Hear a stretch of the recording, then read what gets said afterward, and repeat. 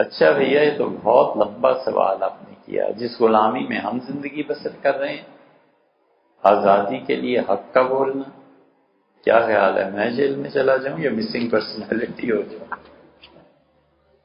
کیا کرنا چاہتے ہو یار؟ بولو، باقی جو تمہیں حق لگتا ہے بولیے. بہت بہت احتیاط کرنی چاہیے ایسے معاملات میں، بہت احتیاط کرنی چاہیے. جو بولتے رہے انہوں نے کیا پا لیا؟ یہ اچھی بات ہے، ریت قائم رہی حق کی، سچائی کی. بڑے لوگ تھے، عظیم لوگ تھے جنہوں نے قربانیاں دی. مگر ہر ایک کا حال یہ نہیں ہوتا، ہر ایک کا حال یہ نہیں ہوتا.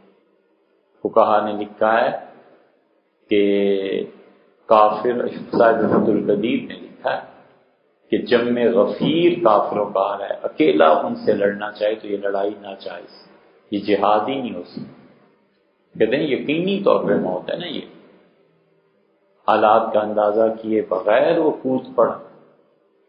بالکل اسی طرح جہاں جبر کا نظام ہو، جہاں بول نہ سکتے ہوں، فتنے سے ٹکرانے کے لیے یا تو قوت چاہیے یا صبر چاہیے، دونوں میں سے ایک چیز کا چوائس.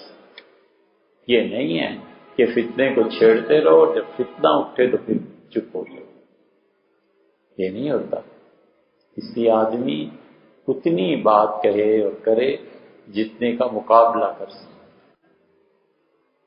اسٹیبلشڈ گورنمنٹس جو ہوتی ہیں نا، ان سے ٹکر لینا کوئی آسان نہیں ہوتا.